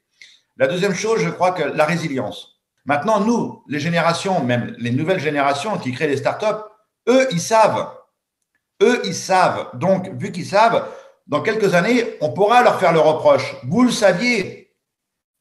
C'est à vous de faire le job. Donc, c'est là où c'est assez délicat, c'est là où c'est assez difficile. Et c'est là où je suis très admiratif de ces startups qui se lancent, toute cette jeunesse qui se met en marche pour sauver la planète, pour essayer de trouver des solutions. Donc, je l'ai dit, oser demander un coup de main, la résilience. Et puis, je pense qu'avec la résilience, il y a un truc hyper important, c'est le dépassement de soi. Le dépassement de soi, aller au-delà de ce qu'on croit être capable de faire. Aller au-delà. Donc, voilà mes 3 outils à moi qui m'ont permis de réaliser mes aventures. là où 99% des gens n'y croyaient pas. Et pourtant, il y a 1% qui y a cru, c'est mon équipe et moi, et on a montré aux 99% de pessimistes que tout était jouable.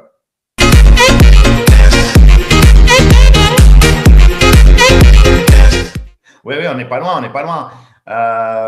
Effectivement, il y a toujours… Quand on est aventurier dans l'âme, on est aventurier pour toujours. Et je pense qu'un entrepreneur aujourd'hui, c'est aussi un aventurier. Il fait partie… Le gars, c'est un aventurier. Il se lance dans l'inconnu, mais il y croit. Et là, dernièrement, j'ai voulu me lancer dans l'inconnu et c'est vrai que c'est un rêve. Je crois que c'est le rêve de beaucoup de gens d'aller peut-être faire un petit tour dans l'espace. Et donc, j'ai écrit il y a quelques temps à monsieur Elon Musk et qui m'a répondu et qui m'a donné une invitation là au mois de septembre. Donc, rendez-vous à Cap Canaveral début septembre pour voir comment on peut envoyer un mec comme moi qui n'a pas de bras et pas de jambes dans l'espace. Donc, pour un petit voyage de 3 jours, voir la planète d'en haut et se dire « Waouh, qu'est-ce qu'elle est belle !»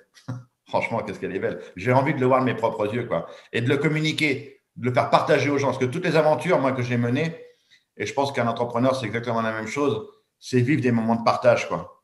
Grâce à la réussite, on veut des moments de partage extraordinaires. Et moi, ce que j'adore à chaque fois, dans toutes mes aventures, et j'espère que tous ceux qui sont là aujourd'hui, qui nous écoutent, toutes ces jeunes start-upers, qui vont se dire un jour, se regarder avec toute l'équipe avec qui ils ont travaillé, excusez-moi, je vais dire un gros mot, mais dire putain, on l'a fait, quoi. On l'a fait. Et ça, vraiment, je vous le souhaite de tout cœur, parce que c'est un sentiment, mais vraiment extraordinaire.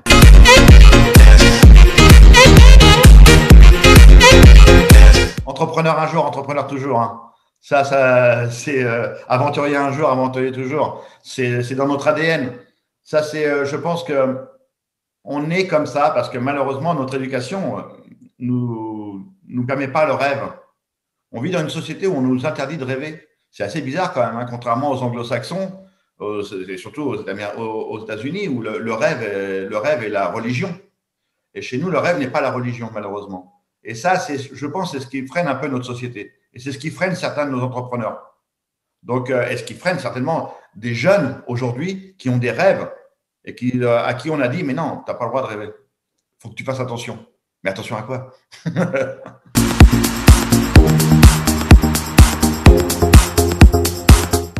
On reste bloqué dans un schéma, bloqué dans le schéma dans lequel on a été éduqué. Dans le schéma de c'est pas possible. Alors que notre société aujourd'hui, ce qui est impossible 1 minute auparavant devient possible la minute d'après. Parce que ça va tellement vite, tellement vite. Qui aurait pu imaginer qu'un mec comme moi aurait pu traverser la Manche grâce à de la technologie avec des prothèses super performantes? Qui aurait pu imaginer qu'un mec comme moi puisse faire le Dakar avec un véhicule sans toucher le volant ni les pédales? Vous voyez, qui aurait pu imaginer qu'un mec comme moi, qui suis ouvrier métallurgiste à la base, qui a un niveau scolaire pas très élevé, puisse un jour peut-être aller dans l'espace? Qui? Pas grand monde. C'est ça qui est génial. Et donc, l'espace, c'est sûr que c'est demain. Peut-être qu'on enverra des colonies humaines dans l'espace, mais j'espère. Oh non, j'espère pas, j'en suis sûr, que ce qu'on a fait avec notre planète, ça va nous servir de leçon. Et que quand on va partir dans l'espace, ou qu'on va aller s'implanter soit sur la Lune, ou soit sur Mars, qu'on ne reproduise pas les mêmes bêtises. Qu'on sache à ce moment-là dire, OK, nos ancêtres ont été pas terribles, ils étaient ignorants en plus, hein, parce que nos ancêtres étaient ignorants. Tous ceux qui ont pollué la planète depuis des décennies étaient ignorants. Enfin, ignorants oui et non, hein, mais c'est une autre discussion, ça peut être un long débat de plusieurs heures. Mais ouais, je pense qu'il faut faire attention à ne pas reproduire les mêmes bêtises. Et pour en finir avec la jeunesse, ce que j'expliquais tout à l'heure, ce que tu as expliqué aussi, avant le coronavirus, on a déjà vu un changement de notre jeunesse qui commençait à se révolutionner en disant non, ce n'est pas notre société, ce n'est pas la planète qu'on veut, quoi. Donc, et il y a eu le coronavirus. Et on a vu cette souffrance de ces jeunes étudiants, de cette jeunesse qui a dit mais bon Dieu de bonsoir, mais ce n'est pas possible. C'est à nous de prendre les choses en main. Et donc, je l'espère. Vous qui êtes là aujourd'hui, c'est à vous de prendre les choses en main. C'est à vous de révolutionner les choses. C'est à vous de nous mettre dehors et de dire OK, vous avez merdé, nous, on va prendre le relais maintenant. Avec nos startups, avec nos idées, avec nos rêves, et on va les réaliser. Et on va vous montrer que tout est possible encore une nouvelle fois. Donc voilà, ça c'est vraiment le message que j'ai envie de délivrer parce que, surtout, dépêchez-vous parce que j'ai envie de le voir de mon vivant. Donc, à vous de jouer. C'est vrai, merci beaucoup Philippe déjà de ton temps. Merci d'avoir accepté d'être le parrain, je dirais, de cette première édition des ClimateTechAwards. Et également, je dirais, résumes tout. Aujourd'hui, il y a on est dans un championship où c'est un travail d'équipe. On n'a pas d'adversaire, on est tous coéquipiers. La seule compétition qu'on a, c'est nous et puis la nature, comment elle va accepter qu'on puisse avoir une vie assez soutenable dans les années à venir et l'impact qu'on va avoir et les solutions techniques qu'on va pouvoir inventer, vont pouvoir essayer d'y contribuer. Mais je dirais effectivement, c'est dans ce championship, essayons de ne pas être adversaires de la nature, mais coéquipiers aussi avec elle. Encore merci beaucoup, Philippe. Avec grand plaisir. Avec grand plaisir. De ton témoignage. Pour toutes celles et ceux qui comprennent ou qui comprendront, et puis même, je dirais, pour les plus sceptiques, je te laisse repartager à tous le message, comme quoi que… Ouais, comme quoi tout est possible, que l'impossible, c'est juste nous, c'est personne d'autre, c'est vraiment que nous. Après, on peut reprocher à 3 milliards de personnes de ne pas avoir atteint notre objectif, mais la seule personne qui prend les décisions, c'est nous. Donc, à vous de prendre les bonnes décisions. C'est vrai qu'on ne vit pas dans un monde de bisounours, c'est vrai qu'on vit dans un monde économique très compliqué. Il y a une guerre en permanence économique et que malheureusement, l'environnement passe très, très souvent au second plan de cette guerre. Mais j'espère que vous allez nous bousculer. Mais vraiment, je souhaite du fond du cœur que vous ayez… Voilà, excusez-moi, mais c'est la parole d'un rêveur. C'est la parole d'un rêveur, c'est la parole d'un citoyen de cette planète qui rêve que cette jeunesse nous bouleverse et nous montre la voie. Donc, merci à vous. Et bravo pour cet événement, encore une fois.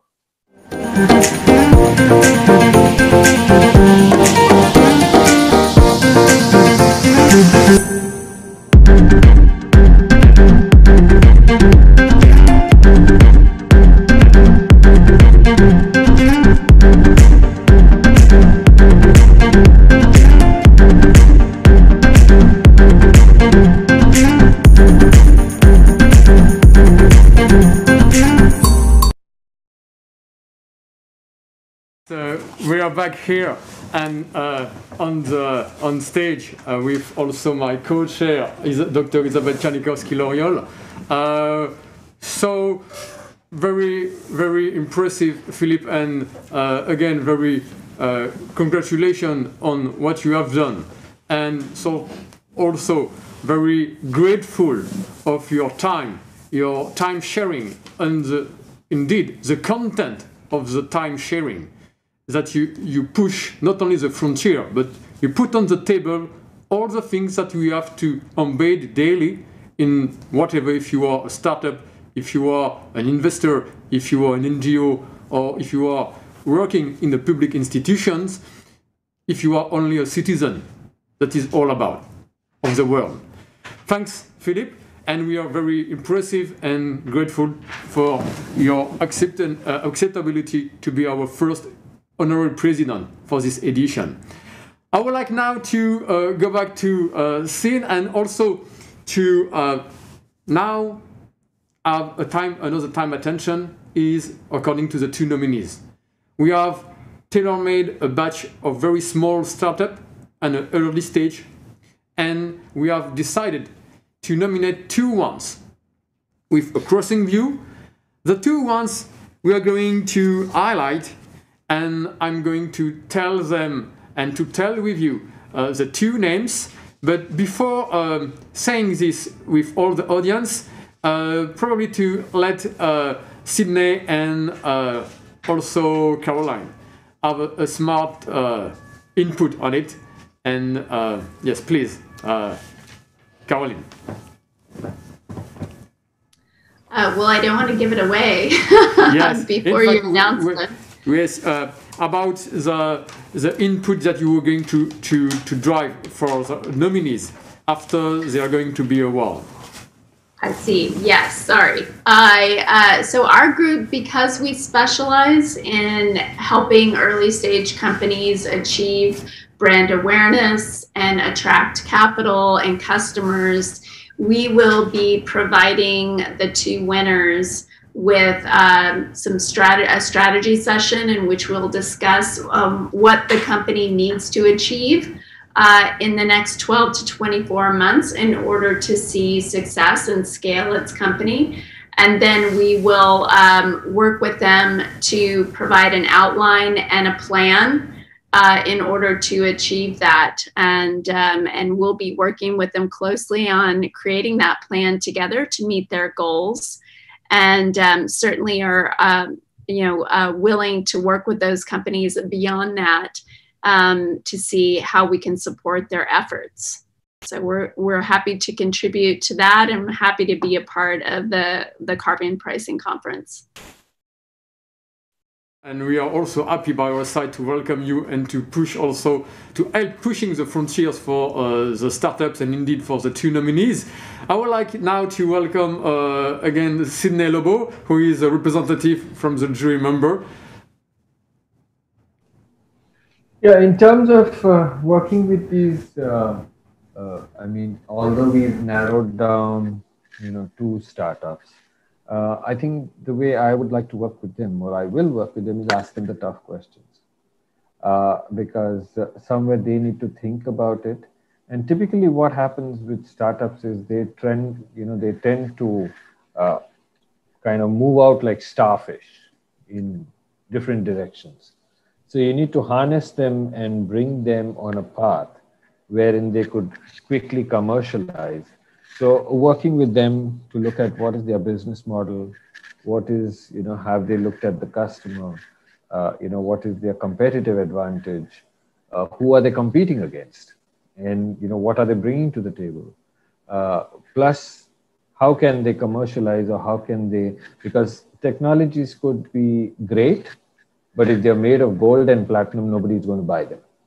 But, how can you make it economical, and how can you make it conducive enough that it meets the customer's requirement? These are areas that I've worked with, worked in myself and developed things. So it'll be a great pleasure to work with these guys in, and helping them to look at these aspects if they've not done or if they've not looked at it. For adding your piece of add value within the jury, and indeed now with the program that ClimateTech Venture, who is the co-organizer of the Carbon Pricing Conference, the CPC, and the first edition of the ClimateTechAwards, we are going to propose to the two nominees an acceleration program, which is going to tailor-made in 3 layers. The first one is to bridge the gap, to accelerate on the tech side. First of all, because it's all about the maturity of the technology, and the second layer will be about the acceleration of business development, because it's all about to have a good market fit. When we come with this, it could take time. So it could take time and money. We're going to scale also the second and the third layer according to the funding acceleration. That is what we're going to offer during this smart, very accelerating program for the two nominees. And now I'm going to name the 2 ClimateTechs for this first edition on the ClimateTech Awards. And we're going to be back to all of you and back to you too. So the first nominee is NetZero, a company which has been highlighted and by crossing view within the jury. And the second one is CO2 Energy, CO2 like SIIO2 energy. It's not a joke, but it's a ringing, very, very impressive according to the Carbon Pricing Conference, CO2. So very, very interesting, not only about the naming and the title, but the content of the company. So congratulations, NetZero, congratulations, CO2 Energy. We're going to be close to you very soon now. And congratulations all the candidates, the ClimateTechs, who has applied to this from different parts of the world, different layers and applications during this momentum by the ClimateTech Venture. Just to talk a lot of you about this. We are designing an investment thesis which is very simple. We have 7 to 8 categories, where there is also a special one on carbon capture and storage. We have talked a lot and have a dedicated session during the conference. And for this, we have a real willingness and modus operandi not to say now VCs have just to make a ticket or to bet on a company. It's also about making. Sometimes VCs don't feel like a maker. They said, okay, we have to be on one side of the table, and there is the maker and there is the entrepreneurs. For our side, particular, when it comes with ClimateTechs, if you don't understand the technical background and the issues connected to the issue, you just probably spread money on, you spend money, but you spread money probably with a probability of return investment, but the probability, sometimes there is many ways of startup and many ways in the portfolio. So it's not about betting now, it's about making the commitment to be net zero practical. If you would like to be practical, our investment thesis is very clear. You are also to be not full stack a maker, but you are also a part of a maker. So by ClimateTech Venture, it's a real bridge with a two engine. The first is surely to be like a maker, like an accelerator program, and then fulfilled by capital, because surely that capital will save you resource and fulfill you the money you have to stand up before the time market fit. So with this, we are very, very pleased to have you two, Sydney, Lobo from Mumbai, and Caroline VENZA from US based in California. And we are going to synchronize for all of you, the two nominees, the 3 time zone that you are going natively to scale in 3 time zone. So congratulations, all of you, congratulations for our 2 nominees. And I will let the floor to my co-chair, Dr. Isabelle Czarnikorski-Loriol, to end the conference, and after just sharing with you a smart message. Yes, please. Okay, so we had a very intense 2 days for this conference. Many very interesting discussions, very interesting views, a lot of material we can bring with us to let's start very concrete actions to reach net zero. So I want to thank a lot our 2 honorary presidents, Jean Jouzel and Philippe Croizon. I want to thank the sponsors and the partners who accompanied us for preparing the conference. I want to thank the panelists and also the applicants to the awards. It's really great to see all their innovation, all what they have in mind that can be very, very relevant and very helpful. I wish to thank the audience that followed the carbon pricing conference from all over the world. And also I want to thank the organization team present here in BRGM offices in Paris. So thank you for attending the conference. And now, Fabrice, you have the final words. Yes, I'm trying to be brief, but it could be, I hope it will be smart, but I would like to share some messages before ending this conference. We have discussed during 2 days in such amazing series of roundtables in different angles, from the financial industry, for the energy industry, for the tech side with the entrepreneurs, and also for the public policy side, to put all this piece in the same block, because we have to discuss all together to find the good way.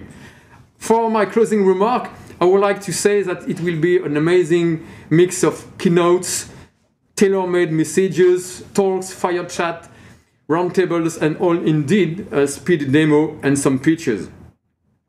Here we have designed like a common portfolio of tips during these 2 days.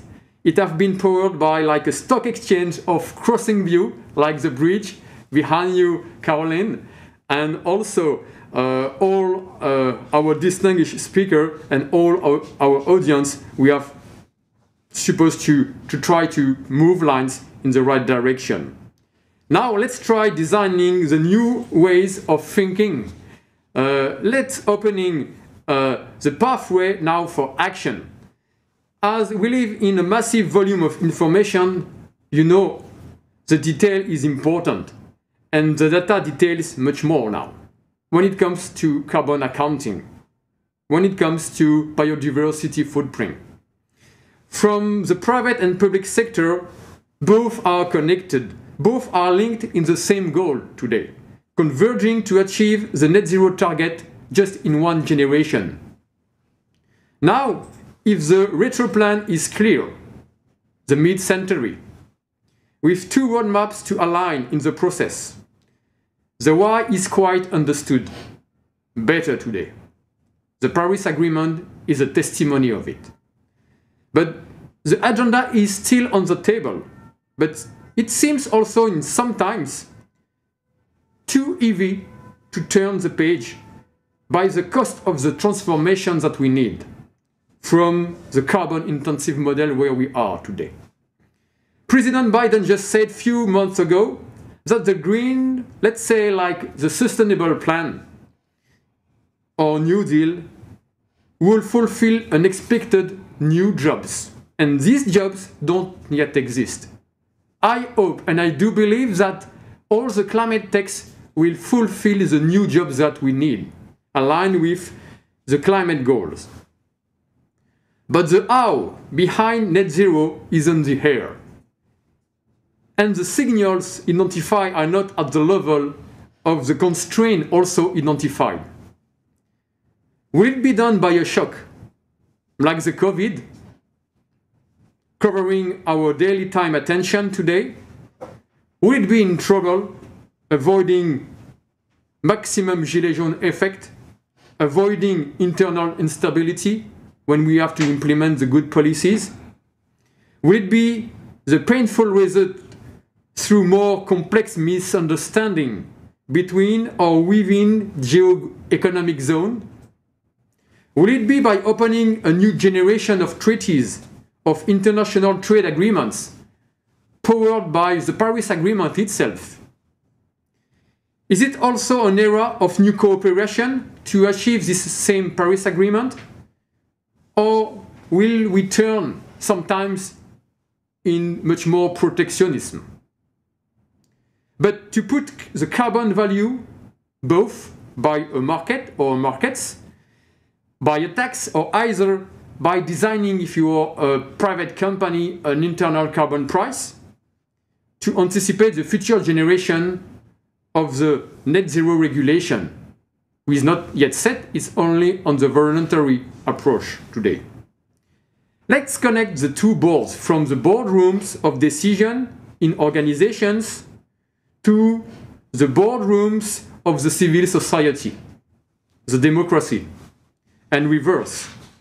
So as behind our own daily job, no matter if you are entrepreneurs, again, if you are VCs, if you work in the public institution, all together we are all connected in this simple question. Do you believe enough, like Philippe Croizon, our honorary president, said, to challenge the impossible? It seems to be impossible on the paper. Within your institution, within your structure, within your investment thesis if you are an investor, within your process, within yourself, how all of this piece contribution has to be set and by who? We don't know yet. But we have to drive forces in the two way, from regulation to incentivizing the new quality of asset that we need, from societal support to new technologies investment batch with a long-term view, from the past to the future, from our lifestyle today to another lifestyle tomorrow. To be acceptable, carbon pricing is indeed about citizenship. And to be implemented, it's about new responsibility, but new constraint also. What must be this new citizenship? What would be the new norms of tomorrow? Being net zero is neither an option, neither a lux for happy few. It has to be mainstream today. But the transformation starts by designing a higher carbon price, from implementation So the second question is what we call a fair and inclusive transition. That it means who will support the effort? Oriented from a public decision to a private implementation, it will be powerful both individually and collectively. I would like to close this amazing round, amazing up to momentum, preparing the Glasgow Convention of Parties in next November. Because this special conference is a result of an unexpected technological meeting 1 year ago, much more than 1 year ago, with my co-chair, Dr. Isabelle Tchernikovsky-Loriol, my emeritus co-chair of the CPC, where I discovered indeed, for the first time, just much more than 1 year ago, the potential of the carbon capture and storage technologies. Without knowing nothing about this, just 1 year ago, and when I was discussing this with one of the key international pioneers, I don't know that Isabelle is one of these when dedicated to carbon capture and storage. So, Isabelle, I can tell you directly, with your practical willingness during all these months, your expertise, your continuous courage, your real holistic approach we have designed to help us keep ahead all the trickiness, all the precision at the last minute until the last minute to converge for our common issue. So I'm very grateful for you and very also grateful to our two honorary presidents, Professor Jean Jouzel, indeed, and Philippe Croizon, our honorary president of the ClimateTechAwards. Now, I'm running ClimateTech Venture and supporting 8 application segments, surely including carbon capture and storage as a part of our investment thesis. We would like to thank you also all our editorial committee by their contribution to fulfill all the sessions preparation, our sponsors, starting from the BLGM, where we are today, MC2, represented by Caroline VENZA. Thanks, Caroline. B0 Carbon, represented by Tommy Rickett, and also Standard & Poor's Global, represented by Rick Lorne. Club CO2. And also the Club CO2 represented, indeed, which is the very, very first, the pioneer also of the sponsorship, represented by Dr. Florence Del Prajano. I would like also to thank our partners, the French Academy of Technology. Thanks, Dominique Vignon, for being with us and moderating the first session on the carbon pricing. The Carbon Disclosure Project, represented by Jérôme Tarasca, and IFP Energy Nouvelle, also a very thanks to you all. All thanks also to our organization team to keep their implication to make it today until also the last minute, but we try to share with you all a piece of work to push the frontiers now, converging different generations in the same way. We can see from here we are the Statue of Liberty that reminds us today that evolving in the net zero era, it's about keeping the liberty, preserving the liberty through also new constraints. And the good news, as we said, is that those constraints could be also the most powerful opportunity for all generations to turn it in another way, to turn it fairly and in the right sense. So, thanks again for following us. It's just the beginning. Thanks again, all the audience, and keep tuned. See you next. Thank you. Bye. Bye. Thank you, everyone.